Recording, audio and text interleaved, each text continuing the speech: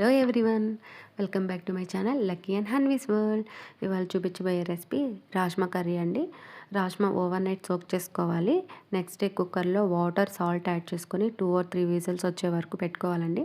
Next masala కోసం అల్లం, వెల్లుల్లి, పట్టా, లవంగాలు, జీడిపప్పు, 1 టమాటో యాడ్ చేసుకొని గ్రైండ్ చేసుకోవాలి.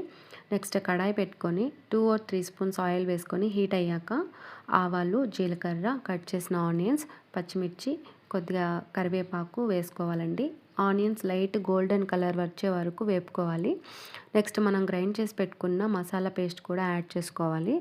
అది బాగా వేగనివ్వాలండి. దీంట్లో 1 టమాటో కూడా వేసి పచ్చి వాసన పోయే వరకు వేగనివ్వాలి.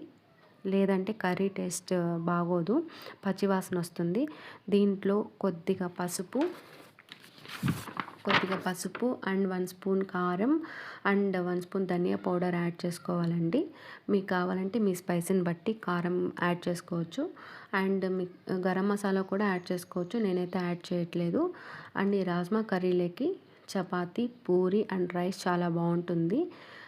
రాజ్మాలో మంచి ప్రోటీన్ ఉండడం వల్ల హార్ట్ హెల్త్కి చాలా మంచిది. అండ్ ప్లస్ పిల్లలకి పెట్టడం వల్ల పిల్లల్లో మంచి ప్రోటీన్ అండ్ బోన్ హెల్త్కి చాలా యూజ్ అవుతుందండి.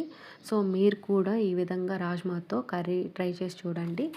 ఈ ఉడకబెట్టుకున్న రాజ్మాని ఈ కర్రీలో వేసుకొని ఒక అట్లీస్ట్ 5 to 10 minutes అన్న బాయిల్ చేసుకొని మీ కర్రీ కన్సిస్టెన్సీని బట్టి దింపేసుకోండి. Thanks for watching. ఎలా ఉందమ్ము? బాగుందా?